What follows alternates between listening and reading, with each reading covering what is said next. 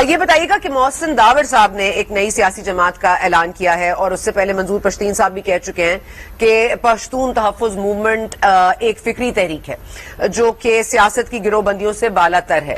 ہم جو بھی کہیں یہ تاثر تو زائل نہیں کیا جا سکتا کہ اگر پی ٹی ایم کوئی ایسی شکل میں سیاست میں آئے گی تو اس کا جو اثر ہے وہ عوامی نیشنل پارٹی پر پڑے گا. تو اس پہ آپ کی کیا رائے ہے؟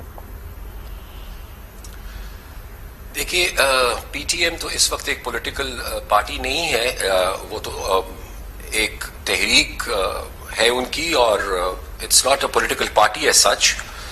اگر پولیٹیکل پارٹی بنے گی تو پھر میرے خیال سے اس پر تبصرہ ہو سکے گا، لیکن پی ٹی ایم ورسز اے این پی میرے خیال سے یہ امپریشن کوئی بھی اگر کریٹ کر رہا ہے تو کم از کم ایٹ لیسٹ یہ حقیقت نہیں ہے.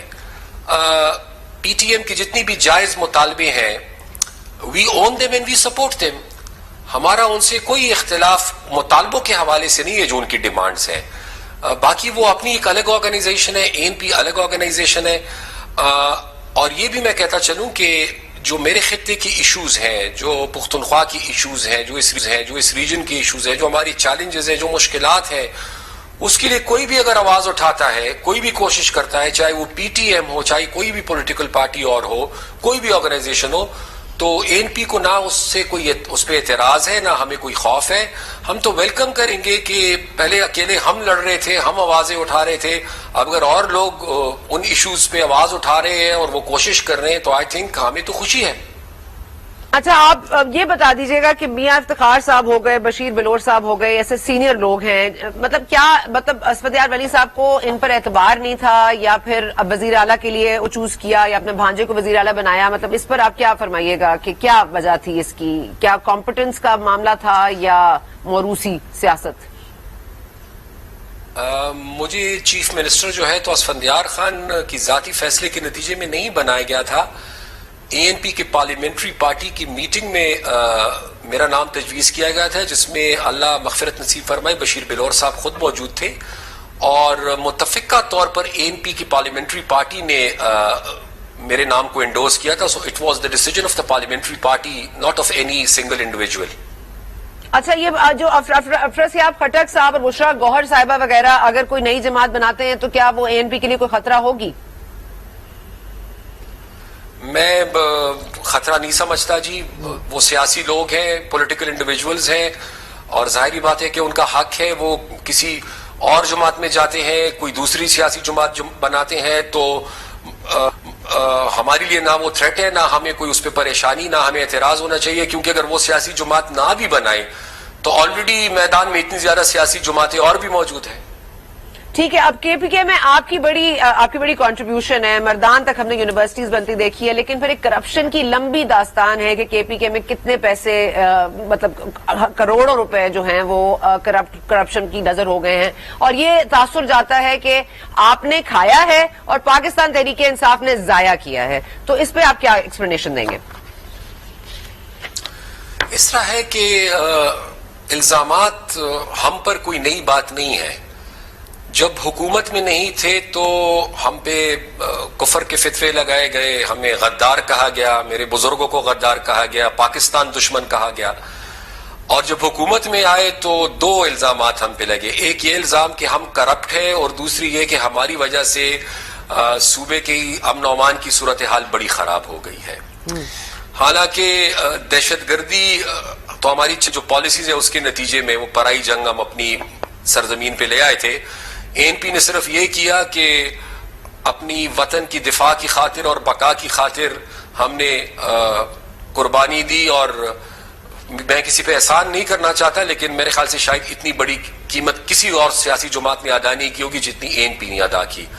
باقی بات یہ ہے کہ کرپشن، تو پہلے تو میں یہ پوچھنا چاہوں گا کہ کون سی حکومت ہے آج تک پاکستان کی ہسٹری میں جس پہ کرپشن کا الزام نہیں لگایا گیا، اور کون سی حکومت ہے پاکستان کی ہسٹری میں جو یہ کہہ سکتی ہے کہ وہ ٹوٹلی نظام کرپشن فری تھا؟ تو ظاہری بات ہے کہ وقت اور حالات نے خود یہ ثابت کیا ہے کہ وہ جو ایک ہمارے خلاف پروپیگنڈا تھا وہ غلط تھا اور بے بنیاد تھا. ٹھیک ہے، یہ پروپیگنڈا اور بے بنیادی پہ تو ہم بعد میں آتے ہیں، لیکن یہ بتائیے گا کہ اتنی قربانیاں جو دی ہیں اے این پی نے اور جسٹیفائبلی دی ہیں، میاں افتخار حسین صاحب نے اپنا بیٹا کھویا ہے، بلور صاحب نے کھویا ہے، مطلب بہت ساری چیزیں ہوئی ہیں، بہت اٹیکس آپ لوگوں نے دیکھے ہیں، مطلب بٹ ایسا پھر کیا ہوا کہ 8 سال پہلے آپ لوگوں کی حکومت چلی گئی اور آپ لوگوں کو ووٹ نہیں پڑے اور تمام تر پی ٹی آئی کے پاس چلے گئے؟ کیا اس وقت بھی دھاندلی کے ذریعے ہی گئے تھے؟ 8 سال پہلے ہمیں دھاندلی کے ذریعے نہیں ہرایا گیا تھا. 8 سال پہلے باقی ملک کے لیے، باقی کینڈیڈیٹس کے لیے چیف الیکشن کمشنر جو تھے وہ فخر الدین جے ابراہیم تھے اور ہمارے لیے حکیم اللہ مسعود تھے. باقی پاکستان میں الیکشن مانیٹر کر رہے تھے الیکشن کمیشن والے، ہمارے کیس میں الیکشن مانیٹر کر رہے تھے طالبان کی شورا. اے این پی کہ کینڈیڈیٹس پر حملے کیے گئے، ہمارے کارکنوں کو مارا گیا، ہمارے لوگوں کے لیے گھروں سے نکلنا مشکل بلکہ ناممکن بنا دیا گیا تھا. تو ظاہری بات ہے کہ ایسے حالات میں پھر جب آپ کیمپین نہیں کر سکتے، ایک خوف کا عالم ہو، آپ کے لوگوں کو مارا جا رہا ہو، تو ایسے حالات میں پھر آپ جب لیول پلینگ فیلڈ نہیں ہوگی تو پھر آپ وہ ڈیلیور بھی نہیں کر پائیں گے الیکشن ریزلٹس جو سچویشن میں آپ کر سکتے ہیں. تو یہ بی آر ٹی کا معاملہ کیا ہے؟ اس کو آپ کیسے دیکھتے ہیں ہوتی صاحب؟ یہ بی آر ٹی میں کیا ہو رہا ہے؟ مطلب ایک ایشین ڈیولپمنٹ بینک کی رپورٹ بھی آتی ہے، اس کے باوجود مطلب کبھی آگ لگ جاتی ہے، کبھی سٹاپس نہیں چلتے، کبھی روڈیں نیرو ہیں، مطلب یہ کیا ہوا؟ What was it lack of planning?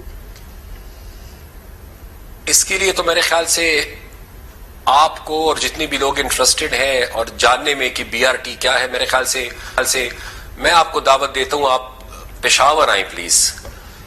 2 issues ہیں. ایک ایشو یہ ہے کہ بی آر ٹی نے پشاور کے لوگوں کے لیے کتنی سہولت پیدا کی ہے. جو لوگ بی آر ٹی میں سفر کر رہے ہیں، کبھی بسز خراب ہو رہی ہیں، کبھی بسز حادثوں کا شکار ہو رہی ہیں، کبھی بسز میں آگ لگ رہی ہے، لیکن ان بسز کے علاوہ جو ادر جنرل وہیکولر ٹریفک ہے، اگر آپ پشاور میں آج اس وقت میں آپ کو یہ انٹرویو باچا خان مرکز سے دے رہا ہوں، اگر باچا خان مرکز سے آپ اس وقت حیات آباد کی طرف جائیں تو جب بی آر ٹی نہیں تھا تو پہلے یہ سفر تقریباً کوئی 15 منٹ کا تھا. اب بی آر ٹی بننے کے بعد یہ سفر عام وہیکولر ٹریفک کے لیے کم از کم 45 to 50 منٹس کا ہو گیا ہے، کیونکہ اتنی سپیس تھی نہیں، اس پہ کتنا بڑا سٹرکچر آپ نے بنا دیا، and for all times to come یہ ایک لوگوں کے لیے آپ نے اذیت بنا دی. بی آر ٹی پر آج کوئی تحقیقات نہیں ہو رہی. مالم جبا کی تحقیقات ہو چکی ہے، وہ فائل پتہ نہیں کہاں پہ چلی گئی ہے. بلین ٹری سونامی کیس پتہ نہیں کہاں پہ گم ہو گیا ہے. تو ظاہری بات ہے کہ یہ وہ تلخ حقائق ہے کہ جس سے واضح نظر آ رہا ہے کہ احتساب اگر آج برائے نام ہو بھی رہا ہے تو وہ صرف حکومت کے مخالفین کا ہو رہا ہے. اچھا، آپ باچا خان مرکز کا ذکر کر رہے تھے تو باچا خان فلسفہ عدم تشدد کا فلسفہ ہے، اور خان صاحب کے کنٹینر سے گالیاں دینے کا جو سفر ہے وہ بالآخر شہباز گل صاحب کے منہ پر انڈے پڑنے تک آ کے رک گیا ہے، اور یہ دائرہ مکمل طور پر آپ دیکھیں کہ پھر وہیں آپ پہنچا ہے. ہم آج پھر سیاست کو تشدد سے دور رکھنے والی سوچ کے قائل ہو رہے ہیں. سوال یہ ہے کہ اے این پی نے باچا خان کی جو فکری روایت ہے یا انٹلیکچوئل لیگیسی ہے اس کو نبھایا ہے؟ دیکھیے، سب سے پہلے تو وزیر اعظم صاحب کی کنٹینر سے جو سپیچز تھی، جو ان کا بیانیہ تھا، جو ان کا رویہ تھا، سٹارٹنگ فرام دیٹ جو شہباز گل صاحب کے ساتھ حرکت کی گئی ہے، میں ان تمام رویوں کو کنڈیم کرتا ہوں. دیکھیے، ایک پولیٹیکل لیڈر جو ہوتا ہے اس کے ماننے والے، اس کے چاہنے والے، ان کے لیے وہ آئیڈیل ہوتا ہے اور وہ اس کو فالو کرتے ہیں. اب عمران صاحب کا جو رویہ ہے اور جو انداز سیاست ہے، ظاہری بات ہے کہ ان کے چاہنے اور ان کے ماننے والے اس کو فالو کرتے ہیں، اینڈ انفارچونیٹلی وہ کوئی اچھا ماڈل نہیں ہے.